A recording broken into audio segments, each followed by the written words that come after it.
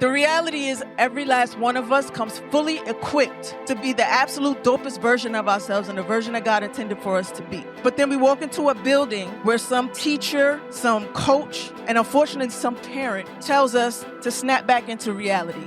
We as educators have a personal responsibility to dismantle any and every system that tells our babies that school is not a place for joy. Restorative justice is important, but you could do a whole lot less restoring justice if you spend a whole lot more time restoring joy. Our next speaker is Polaryss Crowder, who is an award-winning educator, hip-hop ambassador, and co-founder of the Playground Rules, using creativity, culture, and joy to reimagine learning and student engagement. So please give it up for Polaryss. Greetings, salutations. My name is Polaryss Crowder. I'm an MC. I am a disruptive educator. And as they mentioned earlier, I'm the co-founder of the Playground Rules. And we're moving into an ed tech space that allows for our Black babies to learn math at an accelerated rate so that they can compete in all of these engineering areas that they so desperately want to, but the system is continuing to fail them. So what I want to talk to you about today is restorative joy. How many of you have heard the term restorative justice? Yeah, I'm tired of that. I'm tired of that. Because listen, I listed off my accolades and they listed off some things. But before that, I was just a little Black girl in the Bronx. I was in the projects, in Marble Hill Projects on 225th Street. And one day I was in the living room and I was watching TV. I think it was something on PBS. I might be dating myself, mind your business. But something on PBS. And it was talking about archaeology. And I was like, this looks interesting. And I watched these people excavate a landscape and they started digging for dinosaur bones and they found some bones and they used all kind of care and meticulous movements to make sure that they cleared it without damaging it. And in that moment, I said I could do that. So I did. I went in the room and I found one of those baby wipes containers. I went in the kitchen. I found me a spoon. I went and found a toothbrush. Don't tell nobody because it was used. It was somebody's toothbrush. And I found one of those little baby nose aspirator things. And I went downstairs behind my building in the Bronx. And I used my spoon to start digging up dirt.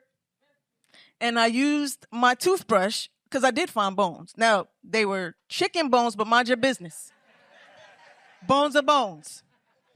And I used my toothbrush to brush around it, and I used my little nose aspirator thing to squirt the dirt away. And in that moment, I was an archaeologist, and nobody could tell me differently. The reality is every last one of us comes fully equipped to be the absolute dopest version of ourselves and the version that God intended for us to be. Yeah.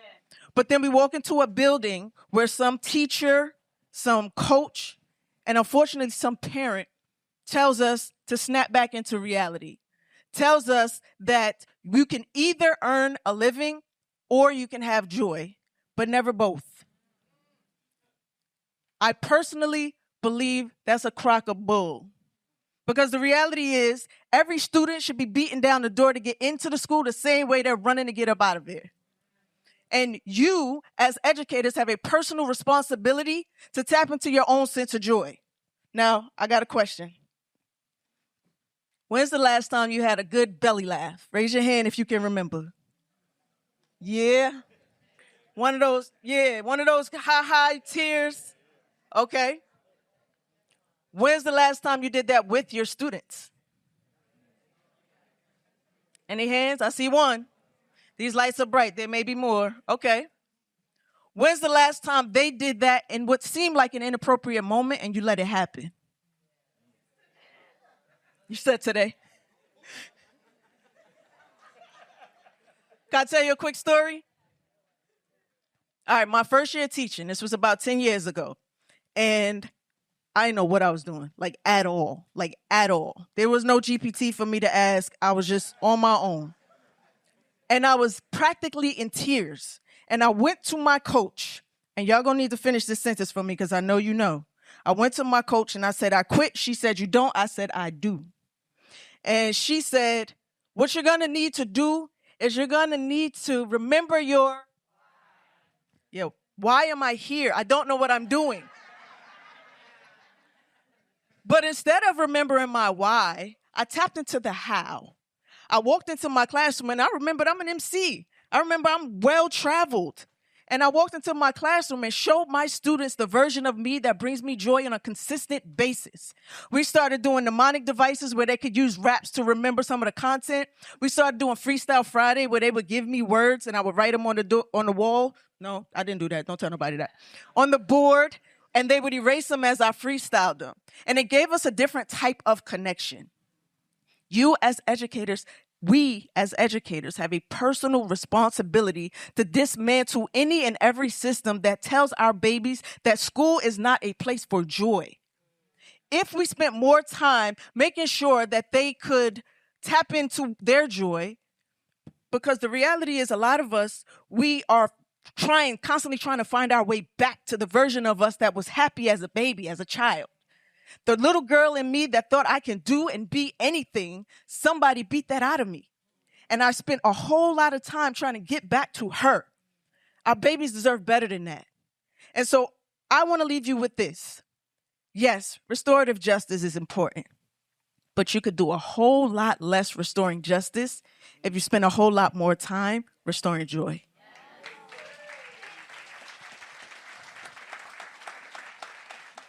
That being said, I want to show you. This right here brings me joy. This brings me joy. Now, in my brain, this was going a whole different way where I was going to stand up here and I was going to do it for you while I was, right? That didn't happen. However, I want to tell you, this is not a toy. This is a tool. This is the most reliable and effective critical thinking tool you could bring into your classroom spaces. This is the one thing that allows your students to think without any kind of, I'm losing my word, but no pressure, right? No pressure. All they have to do is not think, just play. That's it. But you as an educator get so many data points from this and watching them explore and watching them light up by playing what they believe is a toy and you know is a tool. So my charge to you, I didn't see enough hands for that belly laugh.